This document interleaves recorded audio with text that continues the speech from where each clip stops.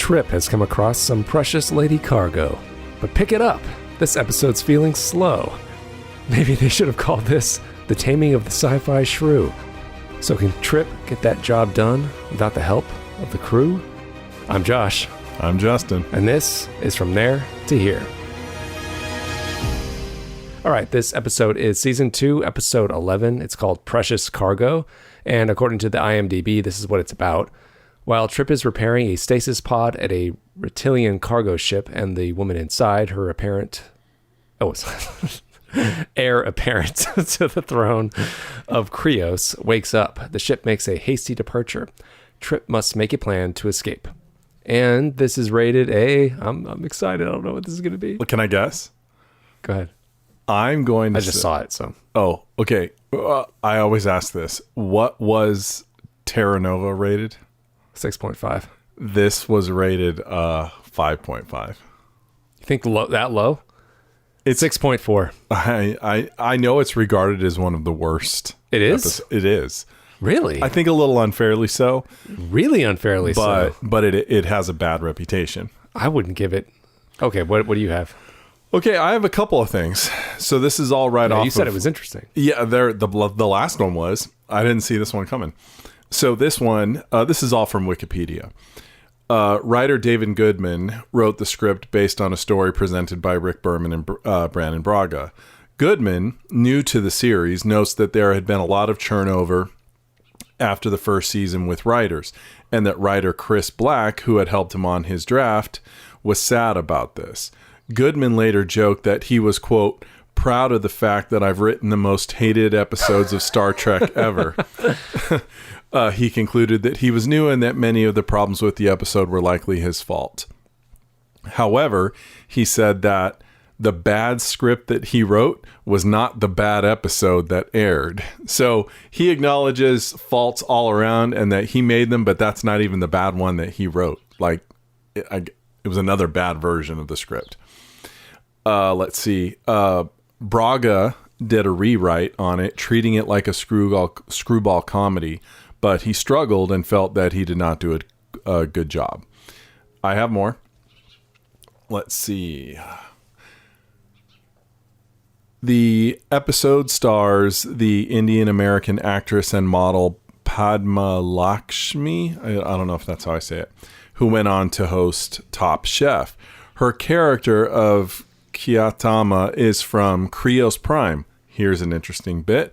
The same planet as Kamala from the episode Star Trek Next Generation, The Perfect Mate. Oh. I know, that's what I said. How about that? All right. Let's see. Also this one. Precious Cargo aired December 11, 2002. The episode was watched by an audience of 4.67 million viewers, putting it amongst the lowest rated episodes of the season.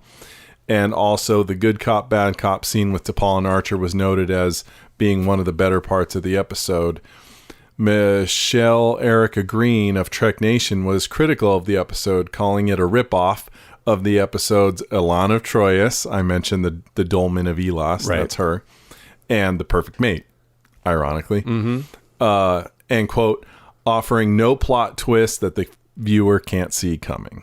So, come on. There's more, but I'll leave it. Man, they were really hard on this episode. They were hard on it. I mean, it's not original by any stretch of the imagination, and not incredibly entertaining. I did say in the opening poem that it was slow, and it was. Yeah. You had said, just as the episode had ended, that I thought that more took place on the planet. And I thought, in my memory too, I thought so. I thought I must be thinking of a completely different episode. Because I remember Trip on a planet with a woman. And I remember. There's obviously another episode of Enterprise where Trip is stuck on a similar planet. I think he's stuck with an alien guy. And they're fighting. Yes. It's like Enemy Mine. Yes. Yeah, that's what I was thinking. So in my brain, that's what was that episode. Yeah, when they got to that planet, I was like, wait a second, this doesn't look right. I was like, no, this is the wrong planet. Yeah, we were both remembering that other episode. I mean, I was remembering this one too, but I was infusing it with that other one. Which is why you and I both thought that much more happened on that planet. Well, hopefully, Marissa, if you're listening to this one, you can tell us what that episode is we're getting confused with. Yeah, I can't because I don't remember what it is. Me neither. No. I wonder if we're the only ones that get these two confused. I doubt it. Well, I mean, it's not like I didn't remember the alien guy. I remembered the woman. Right. And that it was a taming of the shrew kind of a story. Sure. Which, after Overboard, what's the point? I mean, they pretty much just chef's kiss right there. There's no point. Well, it's just perfect. Like with bank robberies. Who can do a bank robbery after Heat? Right. It's pointless. No, you can't. It's pointless. You could try, but it's never going to... They set the bar too high. Who can make a movie about friends falling in love? You can't. When Harry Met Sally did it, it's done. It's over. Yeah, that's... Why try? Mm-hmm. So, is this episode bad? No. I don't think so. Do you? No. I find it perfectly enjoyable. It was fine.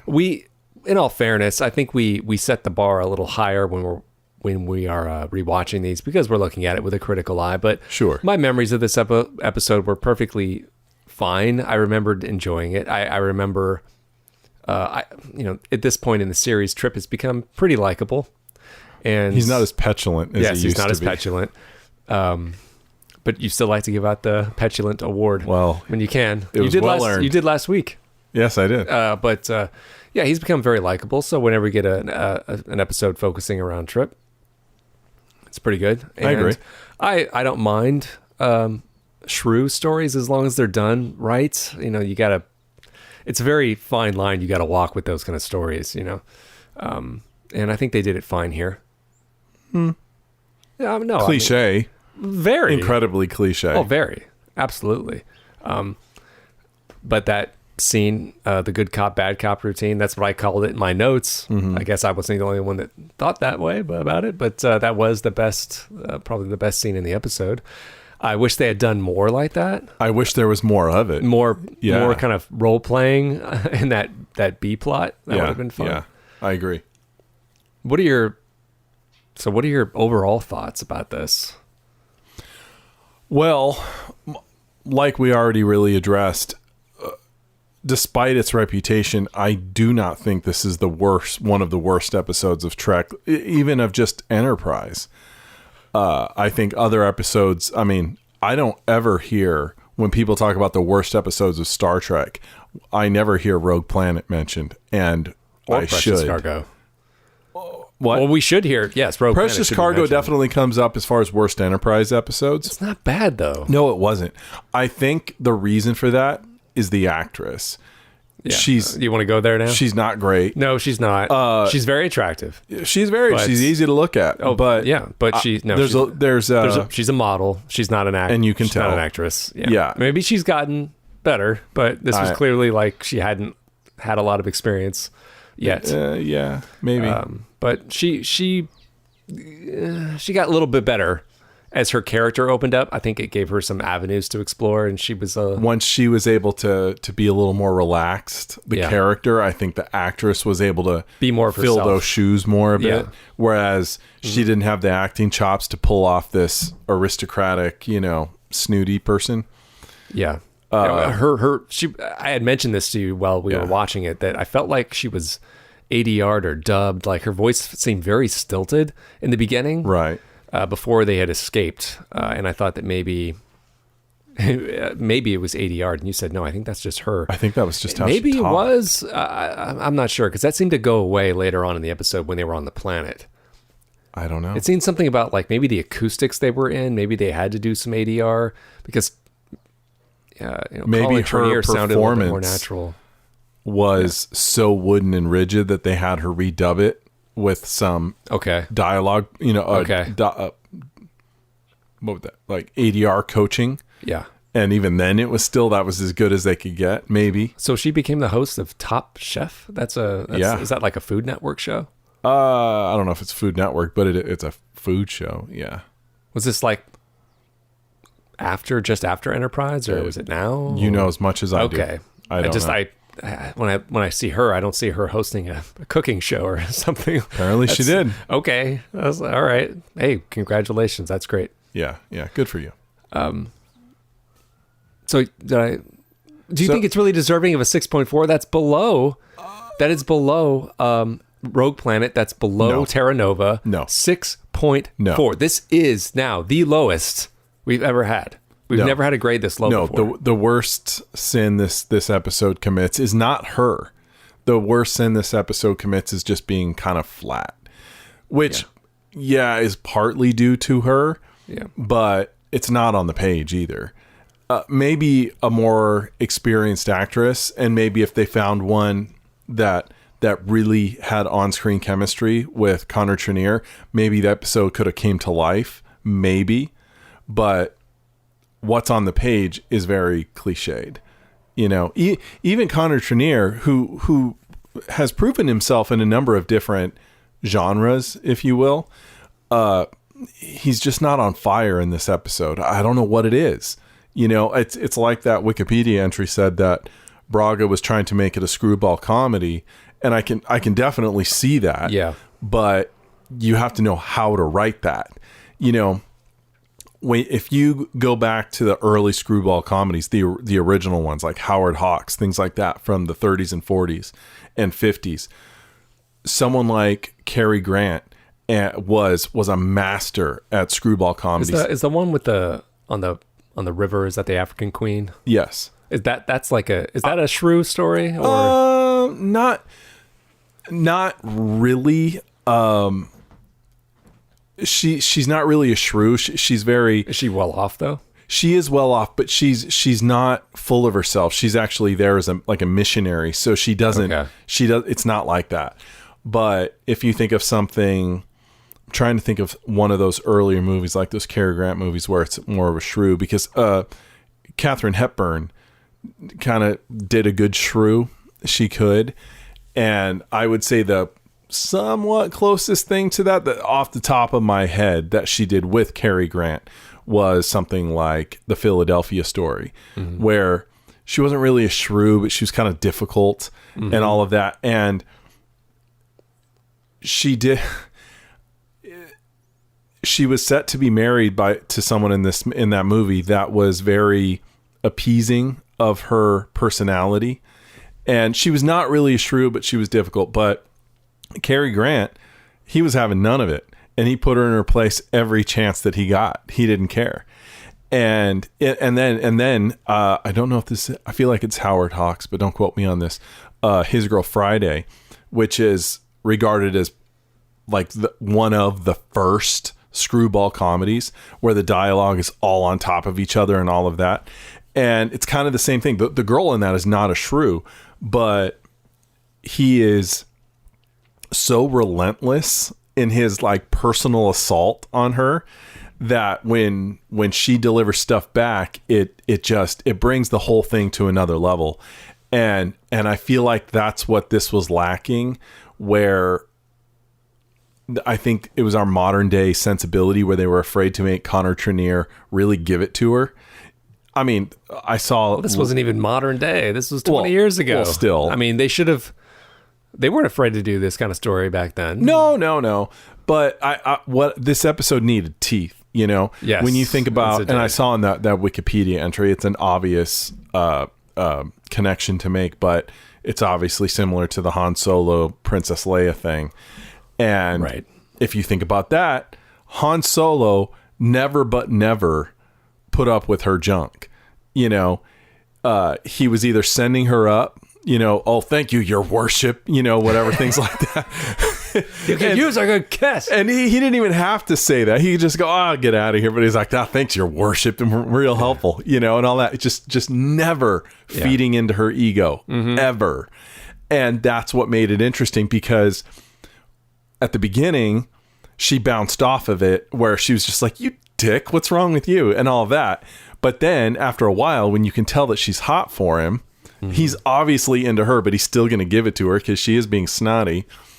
She always has this look on her face like, oh yeah, you man, you stupid man. You know, and he knows he's breaking her, but he doesn't stop. He never ever stops until he's got her cornered. And even then he calls her out. He's like, what? You don't like me because I'm dirty? My hands are dirty? Whatever. You like it. Admit it. You like it. And he's always pushing her. That's what this lacked. It lacked that energy where Oh, And Kirk would do it too. Kirk would tell women, I referenced during the episode, the Dolmen of Elas episode. And recount the scene you told me about, because I don't remember this scene the way you do. The Dolmen of Elas, this is, that's not the name of the episode. It's the Ilion of Troyes. That's the name of the episode. She has the title of the Dolmen of Elas. And she's on the Enterprise. She's being ferried from her planet to the other planet where she's supposed to marry somebody. And her culture is very antagonistic. And and that's why they gave this sort of connection between that episode and Perfect Mate, because Perfect Mate is the same thing. She was being transferred in, cryo sleep or whatever. But she's sent with this ambassador from the other planet that's basically there to, quote unquote, civilize her. And she, of course, is having none of it. She actually stabs that guy when he tries to correct her on something. She shanks him. And he's in sickbay, and Kirk's like, we'll fix you right back up. You can go back to work. And he goes, I'm not going near that psycho anymore. Forget it. This is all off. It's all off. It's never going to work. It's over. And Kirk, realizing he has a mission, he's like, well, I guess I have to do it. So he goes into the room, and she immediately starts throwing things at him. And he goes, hey, I can fill this whole room with breakable objects if that makes you feel better. Whatever you want, and he's mocking her already. And she said, how did it go? I think she had some food in front of her, and she just starts eating it with her hands. And he's really frustrated. So he grabs a knife, a fork, and all that. And he goes, this is cutlery. You use it to cut the food. Then you eat the food. Then you wipe your face off and all of that. And he's just being absolutely, demeaning to her because he's fed up. And she's always doing this. She's always going, and she's so mad all the time. And she goes, you will not talk to me like that. And she goes to slap him. Bam. And he slaps her right back. And he kind of wiggles her finger at her. And he goes, that's no way to talk to someone who's trying to tell you the truth. And then he goes to walk out of the room. And she goes, I did not give you permission to leave. And he turns around in his best Rhett Butler impression and goes, I didn't ask. And he walks out because he's Kirk. He's the man. But he actually slaps her back, which kind of sends her reeling. She's like, whoa, oh my gosh, what just happened? Mm-hmm. But, I mean, I don't want to go so far as to say she liked it. She didn't like getting slapped. But she did like someone actually standing up to her, mm-hmm. And being honest, because she knew that she was surrounded by sycophants all the time. Mm-hmm. And enablers. And, yes. And it kind of felt, because he treated her like a child, because that's what she was acting like. Mm-hmm. And that's what he told her. He said, you're acting like a child. I'm going to treat you like one. And so I think that Wikipedia entry was right. This episode is a cross between that and Perfect Mate. And Overboard.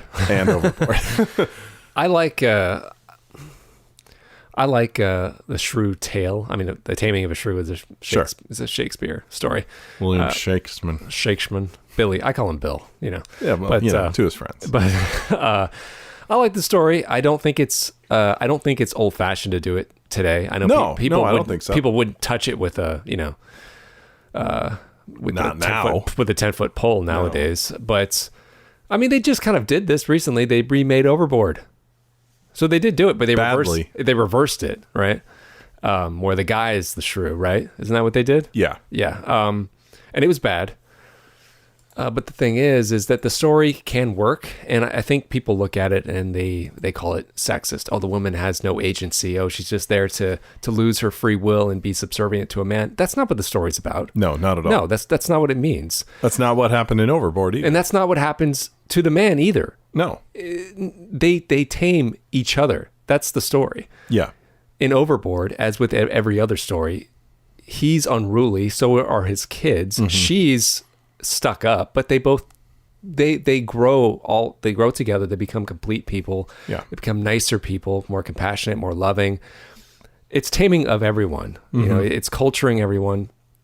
And women have their own fantasies about taming the wild man. about that. About we've seen those movies. Yeah, I mean, what do you think all of those Fabio novels are about? Or all of those what's the Twilight? That's what that is. Well, it's also like early Matthew McConaughey movies. What's that one? All right. Yeah, but he was always there's one in particular I'm forgetting the name of, but he's a young male womanizer and all that, and the woman has to show him. Is that the 10 ways to lose a guy? I can't remember or something. Maybe How to lose a guy in 10 days. I want to say that, but I feel like that's not it. But it could be. But sure, absolutely. There's male versions of it also, but it's usually more like make him settle down. Yeah, it's reversed. Snooty. Sure. Yeah, because the interests are different from of course, man but to it's woman, all about it's all about the fantasy. Of course, the woman wants the hot guy that is not in fact a man whore and will completely settle down. Well, if he is one, they want to tame that. Right. And the man just wants to put her in the kitchen. Well, I think it was. I heard Jordan house. Peterson talk about something like this once. Oh, did you? It was quite fascinating. He was reading about. He had read a study that someone at some elite college did about women's fantasies in literature, and they had found that there was, I think it was 5 types of caricatures in these female fantasies. It was very consistent, and he said it was a vampire, a doctor or a surgeon, a pirate, a billionaire, and then I think there's another one I'm not remembering, but it was always those 5. Right. Always those. It never changed. It was like it was this across the board. It was like, wow, that is so the last one is probably whatever you would label John Travolta's character in Grease, the rebel. Something like that. The loner rebel guy, probably. Yeah, so the point I was trying to get at. Oh, I think I got it. Yeah, I see it. Okay, I think people listening have figured that out. So I don't think this story is sexist. I don't mean just this episode of Enterprise, but the tale in general. No, I don't think so. And this episode definitely isn't. Mm-hmm. No, I mean there's. Trip is very gentlemanly. He puts up with her attitude. But you're right. I agree with you. It doesn't have any teeth. She is not combative enough, and he is not combative. No, not at all. No, they're both holding back a lot. So I was like, they should have taken this to 11. They didn't. I was like, well, why not? They're stuck in that tiny little escape pod. I don't know which one of them or both. One or both of them throws the term peasant out there. And that should have been something. Well, she calls him a commoner. Well, is that what fine? It was? Say commoner. Yeah. She should have said that all the time. Get your common hands off of me. And he could, oh, so sorry, and all that. Yeah. And she should have always been coming at him with, you're a commoner, you're a simple man, and all of that. Then when she finally gives in and kisses him, it's all an act. Yeah. And she's been hot for him from the beginning, and she loves it. She loves the grease. She loves all that. Yeah. But it doesn't work if they're not giving it their worst. You know what I mean? Yeah. I mean, the payoff isn't enough because they haven't earned it at that point. Well, exactly. I mean, you need... Because you can see it coming. Of course. I mean, they almost literally telegraph that they're about to make out with each other. I mean, they roll down into the water and she's like, and, it's just like, come on. No, I know. But before they even get obvious on that escape pod, and they're already kind of starting at each other, there should have been a, what's his name? Oh my gosh. There should have been Lone Star scene line where he goes, "You are a royal pain in the what were you going to say?" See, now there's a movie that did it right. Lone Star never bowed to her. No, not ever. at all. And she never bowed to him ever until they both relented together. Yeah. It was, and it's all right there in the scene with the industrial strength hairdryer. No, I disagree. I think it's all right there. No. I didn't mean to say like that's the only moment. Well, but that's one of the more famous ones. Yes, it is. I know you're thinking about the campfire scene. No, which one? When they first meet face to face, when they go run up to each other and they're about to, they're both saying, "I'm going to tell him or her off," and they both stop and give each other a good once over, and you know, oh, they're hot for each other. But then immediately they start railing on each other. Horse-face space dog. Oh, that's going to leave a mark. I know, but I mean, that tells you everything. Yeah. That's how well done that was, you know, and even no matter what they say at that point, you know that they're attracted to each other, and it worked perfectly. All done with like 2 seconds of a look. That's true. You know it. Should they have done that here? I mean, in our writer's room, would we rework that episode this way? Absolutely. Okay. I mean, there was no question that when he saw her, you know, frozen in the thing, he thought she was attractive, obviously. But there was nothing from her to show that. And it only works if she's awake, you know, and she maybe doesn't see him look, you know, in a certain way. You know, it should have been, you know, he turns to pick up a tool or do whatever, and she, you know, like, oh, gosh, I don't know. Even he grabs her hand and smears it with some, you know, grease. Oh, get your common hands off of me. And he turns and he's doing something, and she kind of looks at her hand like, kind of like how you were rough with me there. Oh, Vespa, you know, called Lone Star a peasant. How dare you talk to me that way, you insolent peasant. You are a royal pain in the... Yes, exactly. It just needed so much more of that. And actually, I'll bet you'll agree with this. Despite what our memory had of most of it taking place on the planet, which I couldn't help but think, that couldn't have been cheap to put together, and they had such a small amount of screen time on it. Kind of surprised. That's their planet set. They go there a lot. That's where Rogue Planet happened. But it was made up to look swampy and all that. They just put some water. That's got to be a big deal. Yeah, well. Whereas they spent a chunk of the episode just in this little 5x5 thing. Like, right. Where's the money, guys? But my thought was the episode should have either completely taken place in that escape pod where they're crammed up next to each other, which would have been interesting, although she does not have the acting chops to do that, or have it all be on the planet. You know, where it's just them surviving the elements. Put them in an escape pod, but they get there right away. You know, all the action for them is there on the planet. Well, you know what I use as a template for this, because it's very similar, is there's an episode of Quantum Leap. Do you remember? It's very similar to this. Brooke Shields. Yes. Yeah. The episode starts off, they're on the raft. Then they make it to the island. They made it work. They earned that one. They did. Yeah. They somehow found that. They were able to build it up long enough. Perfect pacing. Yeah. Yeah. They were able to build up the tension long enough. The chemistry was there. Oh, don't worry. I found somewhere to go to the bathroom. You peed in the only drinkable water we had here? Yeah. We always make a Scott Bakula connection back to Quantum Leap somehow. Gosh, it's true. But I mean, that's an episode where it's the same length. Yeah. It's done better, but they actually managed to give it that teeth that you said was missing from here. Now, as for how they could have made this episode better, well, they definitely should have given that B plot with Archer and T'Pol a little bit more time to play. That was the best scene in the episode, where they're playing good cop, bad cop with the other alien. Agreed. They should have done some more with that, like, because it was clearly fun. Like, they were having a good time play acting. What else they could have done? I was actually thinking. Obviously, they weren't going to do this. The airlock. No. I was big when they go in there and it's clearly meant to be an interrogation room. Yeah, but it's the mess hall. They just took all the tables out. Clearly, I know they should have just done something else. It's like that's where they keep all the food. I can see it in the thing. I was like, come on, guys. I know they weren't going to do this, but I knew that it was all an act, much like the scene in Dragnet. And I kept... Oh, you mean the interrogation in Dragnet? Like, yes, in my brain, I wanted Archer to say, well, all that's left is you, me, this drawer, and your balls. You know, just something to imply that there could be some threat to this guy later. And I don't feel like, just like with the shrew elements, they didn't go as far as they could, you know?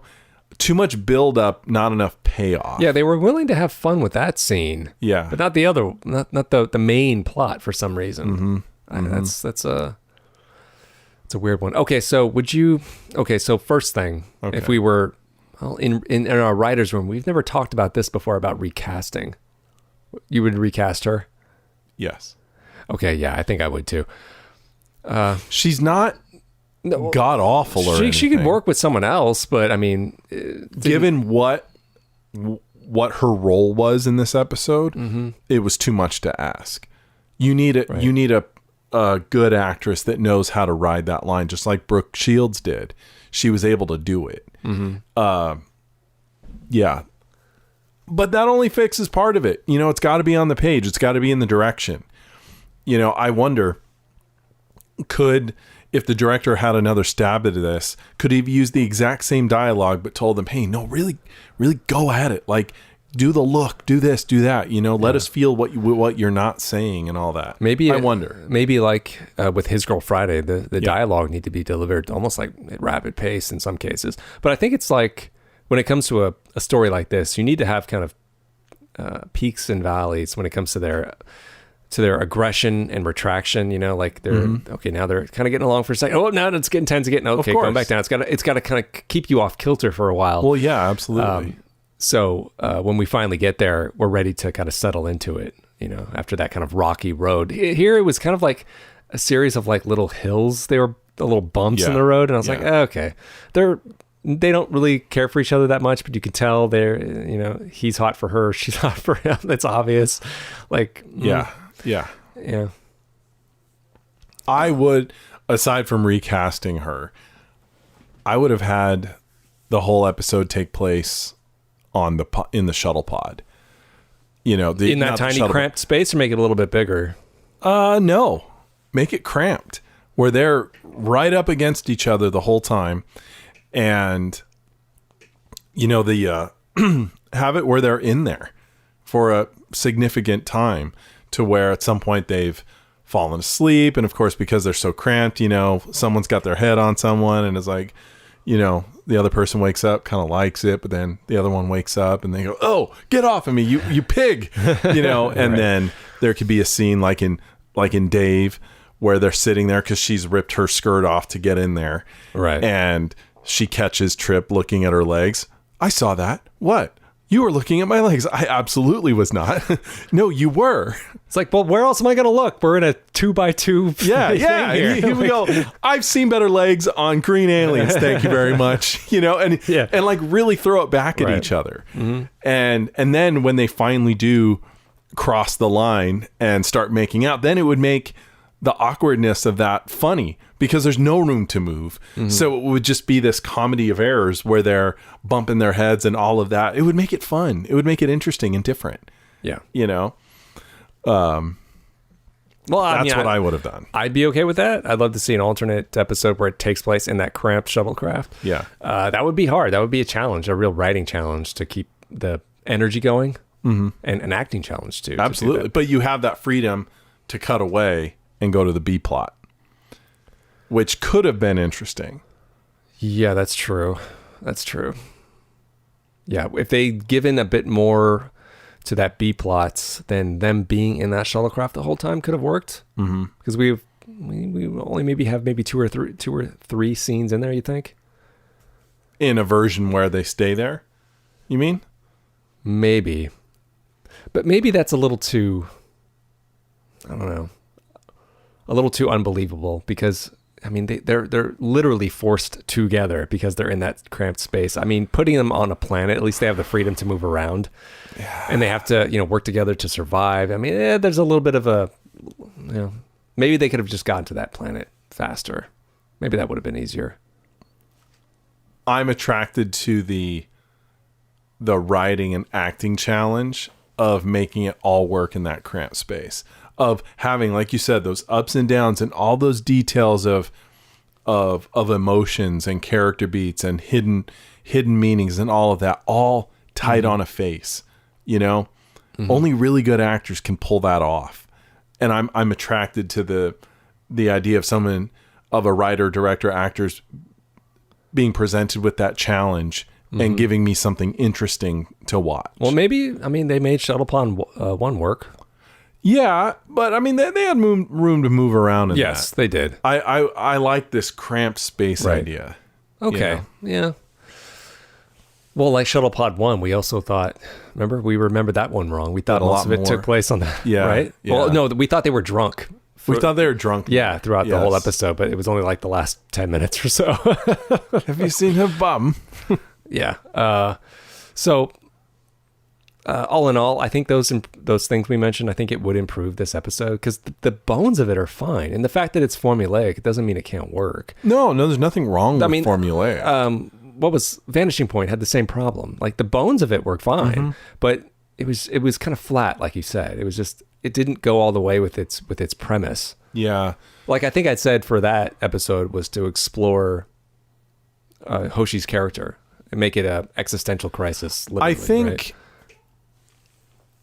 Especially knowing that Braga rewrote this, I think if you step back and you look at his contribution to Trek as a whole, and Berman for that matter, I think the both of them, first of all, get a truly unfair rap. I mean, they had far more successes than they had failures, but I think they often, especially Braga, often have really good ideas, but they don't necessarily have the ability to get it on the page.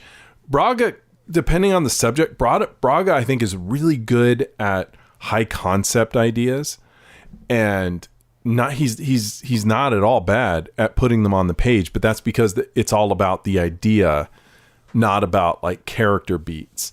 I would say that's not necessarily his strength. And while I think he had a great idea to make it like a screwball comedy, you have to actually know how to write that. And I mean, I am a fan of screwball comedies, but I don't think I could write one. You know, if I wrote it, it'd probably be like this, and it would fall flat because you have to, especially with the kind of screwball comedy that they were clearly trying to do, you have to be comfortable with letting your male and your female lead look bad for a little while. You know, and that's a thing I think a lot of people get afraid of. Oh, well, you can't have Trip act too much of a jerk, and you can't have her act too much like a, you know what, and then they won't like it. No, yes, they will. Trust your actors. You have to let them have some flaws. Yes. And they're not going to do this permanent. I mean, Goldie Hawn's character in Overboard was awful at the beginning, but that's what makes her transformation so wonderful. But that's what makes her so fun to watch. Exactly. Yeah. And that's what gives Kurt Russell the motivation. He's got to have that motivation to. Well, yeah, but not only that, Kurt Russell's character really is not a great guy. Aside from the fact for what he does to her, he's a terrible father. Doesn't have the greatest work ethic. He's got a lot of things wrong that she does. Like you said, it's not just a taming of the shrew; it tames him too. And he gets his life straightened out. And so it goes all around. So I think that to me is the problem, is Braga just did not have the ability to let the filter turn off, you know? And was that his writer inside that wouldn't let him do it? Was it because he executive produced the show? Was that the producer thinking? You know, where was it? I don't know. You know, who was it that did? Who wrote Insurrection? Who wrote that one? That one was that Braga? No, that one was. Stop. It was. I thought it was It was TV writers. Yes, but it wasn't Braga. It was. Okay. We read the thing. That guy wrote about it, the book. It wasn't Braga. Was it Ira Stephen Bear? No. Oh man, who was it? We both read that book. He wrote a book about it. About making Insurrection? Yes, you remember that? Yeah, it's suddenly coming back. He wrote a book about how the story they originally came up with got churned, and that what ended up was not what he wrote. And yes, I remember this now. Yes, this was many years ago. Yeah, it was not Brandon Braga. Oh my gosh, who was it? I can't remember now. I remember in that story he wrote the script and he showed it to Ira Stephen Bear. No, the guy that produced Deep Space Nine. That's not Ira Stephen Bear, is it? Is that his name? Yeah. Oh, the guy with the glasses. Yeah, that's him. The sunglasses, and that he goes, he never took off his glasses, but and the he took purple them off. goatee. Yeah. Oh my gosh, Or the who wrote blue. that?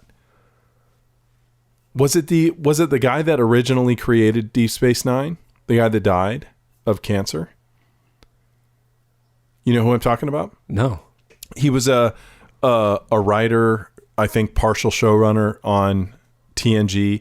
He co-created Deep Space Nine. Oh, is that Pillar? Pillar. I think Michael Pillar wrote it. Okay. Yeah, before he died. Oh, jeez. I believe. Well, I'm looking it up to see if the IMDb will tell me. Michael Pillar is a credited writer with Rick Berman. Okay, I think it was Pillar then that wrote that book that we talked about. Okay, yeah. Man, that was a long time ago. Haven't thought about that. You gave in a it to while. me. I did? You did. Okay. All right. Well, okay. My point of bringing that up is that you were talking about ideas, about big ideas. Like that, on paper, that sounds like a big idea. But when they put it to screen, it was completely watered down. Yes. It just had no teeth. Right. Like, I think the same thing happened here. Like, and with, I think some of these episodes have been falling victim to that lately. Well, yeah, you're absolutely. I think it's a problem that Star Trek has as a franchise. They're often very afraid to take that. That's why they can't do love stories for shit. They just can't. They're always awful because they're too G-rated. And with something like this, you needed to push that into the PG-13. Well, they've done it a few times where it's been successful. Yeah, but generally Very speaking, few times, it doesn't work. But it can. You know, It can. You know they. I thought the episode from season 6, Lessons from TNG, that was done very well. And that was really in no small part due to the actress that just worked really, really well with him. Yes. And because he cannot do lovey-dovey. Okay, you can't do action. You can't do that either. I love Patrick Stewart, but no, he cannot. Okay. It is not his strength. And she carries that episode. When he does get serious a few times, it's just to tell a story, which he excels at. Yes. So, but the emotion... He could read you the phone book. He could. He can. Yes. But, you know, it's just not his strength. And Star Trek as a whole seems to have a real problem going that extra step. They're just afraid. I think the ability is there. They're just afraid to. Why? I don't know. Are they fearful that the audience is families, so they can't go very far? I mean, if you go back looking to bring up again, you know, His Girl Friday, things like that, those things were, on today's standards, those are PG, you know? So it's not like they have to use bad language or anything. It's all in attitude. It's all in the attitude. And that's where Star Trek is not, that's not its strongest suit, is attitude. You know, they even start to wuss out on Klingons. You know, a lot of times it's all about the actor. Like one of the best Klingons on Star Trek ever on TV is Tony Todd, because that guy just brings such presence and you believe him. You believe that he can kill and all of that stuff. Or even a calmer presence in when he was The Visitor? in The Visitor. Oh my, yeah. he's amazing. I'm just saying though, he's one of those few actors that was able to bring that, you know, and he just has that inherently. But other actors can't do it. And Klingons end up coming off soft. You know, it may be on the page, but it's not in the delivery. There's all sorts of factors, but that makes Star Trek have that thing, in my opinion, where they just don't go that extra step. And it's frustrating because, you know, they want to. You know, you got to know that Connor Trinneer is aware of screwball comedies and all that. He knew what he wanted to do. It just wasn't there. Just wasn't there. Let me say the words. Let me give her a mean look. Let me make a fist. Oh, you can't possibly. But then we might go thinking that Connor Trinneer, that Trip would hit a woman, but I'm not really going to hit her. I'm just so angry. Kids watch this show, Connor. Don't just try and do it with your eyes or something. Can you do that? Yeah, sure. All right, Rick, why don't you go? Yeah, too many Ricks. Okay. Yeah, that's how I see it playing out, where people want to do it, but they get talked down. But they're willing to throw T'Pol's boobs in Archer's face. Like, that's not a problem. I think there's certain things they're willing to do, like put people in their underwear, show off their skin, but they're not willing to do this. It's very peculiar, don't you think? I think that's the producer in them that talking and thinking, we need ratings. Or is that the perv in them too? that too. Yes. Yeah. That's the Caligula in Rick Berman. Okay. Yeah, I mean, he talked in one of those video interviews. He talked about casting for the episode Justice. Oh, did he? Yeah. He said, he goes, there's this one episode in the first season where we had to have a lot of scantily clad women. And he said, I remember being in on the casting sessions for that one. There was a lot of, he goes, like, ... It was a bevy of babes. It was a good day. I mean, he's still a man. Right. Okay. Well, I think, I don't have anything else I wanted to. I think I'd gone through it enough. Did you want to rate the episode before we move on to the trivia? Sure. Okay, 6.4, unfair. That is, internet, you should be ashamed of yourselves. Don't be so hard on these Enterprise episodes. They're trying. I know, Enterprise is not the redheaded stepchild of. No. I mean, whatever Star Trek shows they're making now, those are. Those aren't even Star Trek. No, they're not. I don't know what those things are, but they're not Star Trek. Mm-mm. At least this was trying to be, and it does have some good ones. This is not one of them. It's okay. So, I was a bit cross, watching this about how am I going to rate this, because I remember liking it and I still kind of do. It just, like you said, I've said this maybe 3 times. It needs teeth. It needs pacing, and it needs teeth. So I would give it a maybe. I think I'm on the cusp of C+, B-. I don't know. This is tough. Tough call. C+ seems too harsh, but B- seems too generous. What do you think? I was thinking the same thing, like B-. Okay. And I thought, that's really at the cusp of a C. I think that's right where it should sit. I think when you start getting into C range, that's when something's really wrong with the plot or something really gross doesn't make sense. This was just flat. There's nothing really wrong per se. Okay, so I'll elevate it to a B-. Yourself, B-? I'm going to say B-. Okay, I think that's fair. Might get some flack for that. Probably will. But all right. Did you have any awards? Well, the only one that I can think of course, is the Trip Tucker Award for Petulance, which goes to our guest actress because she was being very petulant in the beginning. Sometimes I forget to apply it to anybody but Trip. I forget we can do that. Yeah. Okay. Yeah. I can't say I had any awards. No Shatner Award, no Janeway Award, no Grumbo Award, no Coco No Award because Trip got some. So no Sophie Chakotay, although she was sleeping at the start of the episode. Nah, it does not justify. That's true. No. Did you have any favorite lines or favorite scenes or any other moments you wanted to highlight? No. Okay. I did. Well. Oh, okay. Well, I did. I did already note twice that scene, the good cop, bad cop, that was the best scene in the episode by far. And I wrote down one of the lines quickly before I forgot it. This is when Archer is interrogating the partner of the guy that they're looking for. And he's basically frightening this guy into giving up whatever information he's going to give up. And he's threatening him with T'Pol, about T'Pol being the bad cop in this situation. T'Pol hasn't come in the room yet. And he's telling him of her bad reputation. And this guy's looking very squeamish and says, well, what does she do? And he says, if you're late for her shift, you might receive a beating. And then he goes on to like more and more and more. I was like, but that's how it starts. We started with a crew of 84. Yeah, now right. We're down to 76. That's right. She's been killing people. That was fun. I was like, if they would have had more fun like that, this episode would have been fun. You know what they should have done? What they could have done to make that fun?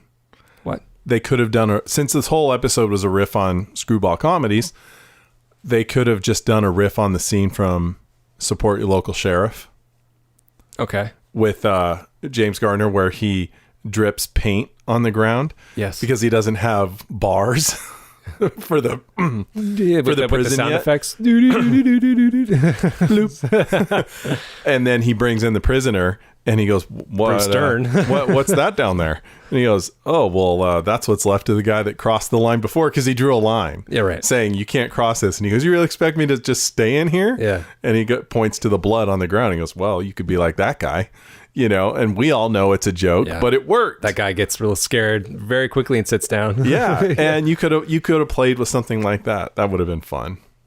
Did you have any trivia for me? Only one. Okay. The alien vessel. Ow. The alien vessel Okay. had a top speed of what? Is it warp 2.2? It was. Aha. Whenever they come up with a number, I'm like, I should remember that one. Yeah. Maybe we shouldn't do number trivia anymore. Okay. Oh, yeah. We didn't talk about this. We did during the episode, but not now. But the teaser. It opened up with Trip playing a harmonica. Because he's a Texas boy. Yep. Likes his country music. I'm surprised he wasn't at that very moment sitting there next to a plate of pan-fried catfish and with a straw hat on. I mean, just go for it, guys. Jeez. Yeah. Put a horse in there, too. Why not? Yeah. I mean, come on. No, it was, he's sitting there playing his harmonica by himself. He's like playing a blues melody, and he looks out the window and he sees the ship, and he gets called to come to the bridge, and then that's the end of the teaser. And we're both kind of like, wow, that was underwhelming. That's it. And this is kind of a problem that this series has. We've noticed that their teasers are usually pretty kind of underwhelming, to use that word again. Like this episode, I think what a lot of them go for is they're trying to make the teaser be, oh, it's interesting because, still for them, it's kind of a big deal when a ship calls on them. It's not common like the Enterprise D happened every day. But for them, it's a big deal in alien ships. Yeah, that's true. I forgot about that. That's what the tension in the teaser is supposed to be. The unfortunate problem is that this is not new to us, so therefore there is nothing interesting about it. So if you're going to play with that for the characters, you're going to have to give it an extra something to make it interesting for us, the viewers. And they seldom do that. And that's... I understand what they were going for, but it's not working. It falls flat. Yeah, they really needed to. I know the show happened 20 years ago. We can't fix it now. Yeah. But the teaser is called that because it's supposed to tease you into watching the rest of the episode, and they're really kind of failing. I'm surprised that's not priority number one, for them to bait you, and they don't seem to be doing that. It's very strange. No, I mean. In YouTube videos, I think the rule of thumb is like the first 10 seconds. If you can't hook somebody in 10 seconds, they'll leave your video. I mean, what they're wanting to do, and they honestly, just like I was saying, that they just don't have the guts to seem to go for, is, how many episodes had a teaser like this where, did you hear? There's a ship, or whatever, something like that, bum, bum, bum, and that's the teaser. But what they really want to show us is everyone sitting, eating in the mess hall, just chewing along. Boy, today's boring. Yeah, yesterday was too. And then they see the out the windows, the stars, stop. Hey, we just came out of warp. We can't possibly be at Tatooine yet, whatever it is. And then they look, and someone in the corner of the room goes, "Hey, look, I see a ship over there." And everyone runs over to the corner and looks. That's not a ship. That's the warp nacelle. No, look just below that. They must have come out of warp right over there. Do you see it? You would see it if you were on that side of the ship. Okay. Okay, now you're getting into lower decks territory. Well, I'm just saying though, that's the sort of the episode, not the show. Yeah, that's the sort of energy that they're, I think, trying to capture of the excitement of something new. Okay. To where everyone would haul over to one side of the room to try and get a little peek at a little piece of a ship hanging over there. And then they all go, shh, they go out, they go up to knock on a door. Hey, crewman Cutler. Hey, can we all come in? Because we want to see a ship. You could probably see it outside your window. I just woke up. Thanks. And they all go in there. Well, look, there it is. Isn't that amazing? And then you hear, Trip, come to the bridge. We have a visitor. And then Trip looking at all these people. Sorry, everyone, excuse me. I've got business on the bridge. They could have done that maybe like in the first season, in the first few episodes, but they can't do it now. No, not now. Yeah. But if you had set up that sort of energy in the beginning, who knows what it would have been like now? Yeah. And then we would have seen the true shift to where these guys are starting to get used to it. That would have been interesting, but they didn't go for that. And how easy would it have been to do a scene like that with them all being excited and looking at the window and just let it be the guys in that ball caps that we were all told this show was going to be about. Yeah, I agree. Okay, so I did have a few trivia questions before we get to Marissa's trivia questions. First one is pretty easy. Tucker compared the woman to which fairy tale character? Snow White. Oh. Sleeping Beauty. That's what I meant. Sorry. Go. I had Sleeping Beauty. What was I'm not going to say the character's name because I think that's one of Marissa's trivia questions. What was her official title? The Dolmen of Elas. Wrong. Yeah, I don't know. It was the first monarch of the sovereign dynasty of Krios Prime. How about that, huh? Royalty, darling. Naturally. Okay, so you do get what I'm doing, right? Oh, no, say it again. You were supposed to do it with me. I would, after you read all of her title, I said, royalty, darling. Naturally. And then you're supposed to say naturally with me. I guess I don't know what you're quoting. That is Loxana Troy talking about her new fiance. And she's saying, oh, he's all this. He's royalty, darling. And then they both go, naturally. Yeah. Because it's all a joke, Have fun with it. Okay, so for not Vanishing Point, I did it again. Precious Cargo, that's the episode we watch. Marissa has for us, question number 1. What species is Katama? Well, that's her name. What species is Katama? She's the same species that she looked like Famke Janssen is in Perfect Mate. Whatever that is. The Perfect Mate species. The Perfect Mate species. Hey, wait a second. Damn, what a missed opportunity. If she is supposed to be of that species. Was there something special about her in a Perfect Mate to where she could bond? She was unique, right?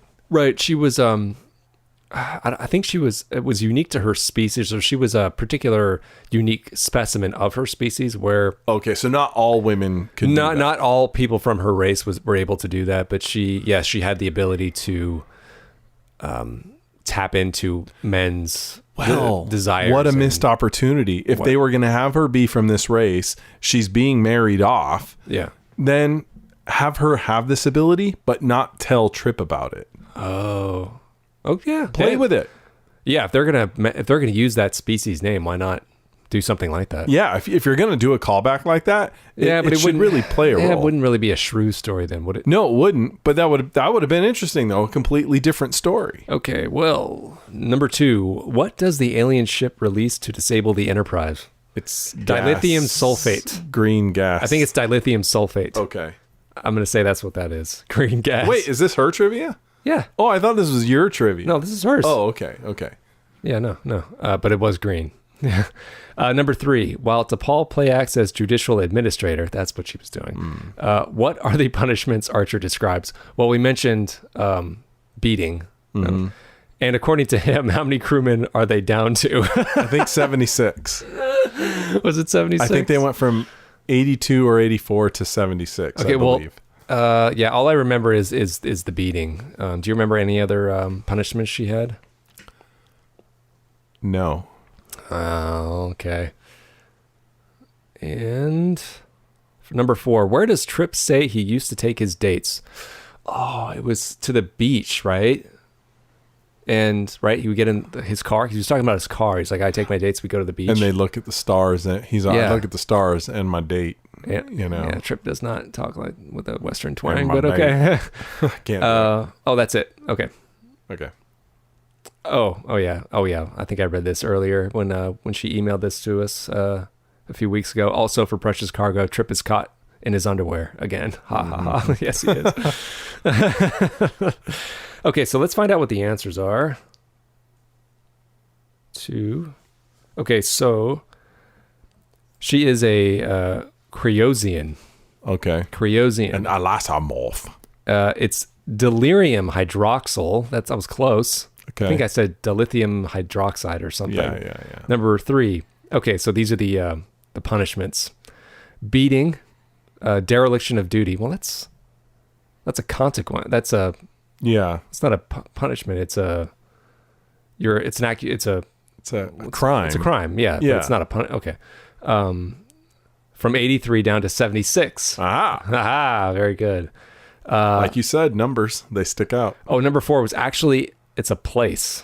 It's a specific place. A proper noun. Chatkin Point.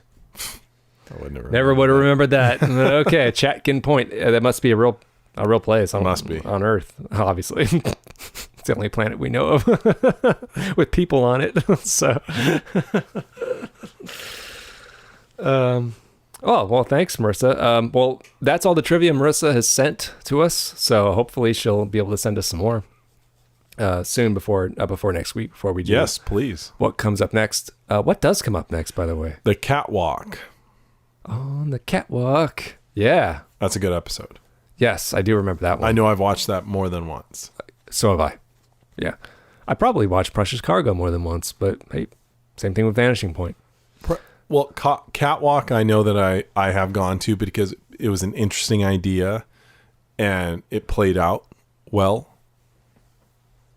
Well, so thank you for the 3 episodes of trivia that you have sent us. That was great. Yes. So please send us more. If you get around to it, please, we'd love some more. This makes it really fun for us. And we're not, you're kind of beating us with it though.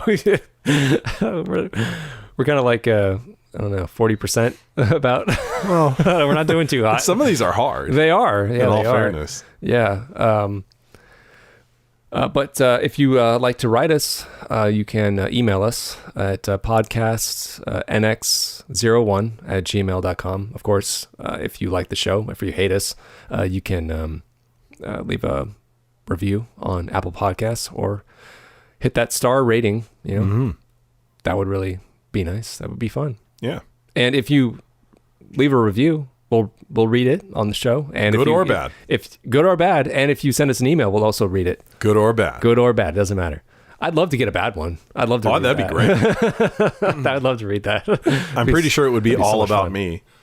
Saying Josh is pretty good, but man, that Justin, he is awful. You guys should replace him. Well, I say some pretty dumb things. I find you're generally more considered than I am. Okay, I don't know what you're talking about. Of course you don't. But you considered it, and then you said that. That's right. Very good. See, well, you're clever with words, at least. Well, we love to hear from you. So what's stopping you? Yeah, do it already. Do it. Do it. Be cool. All the cool kids are doing it. All right, I'll see you in the next one. Yeah.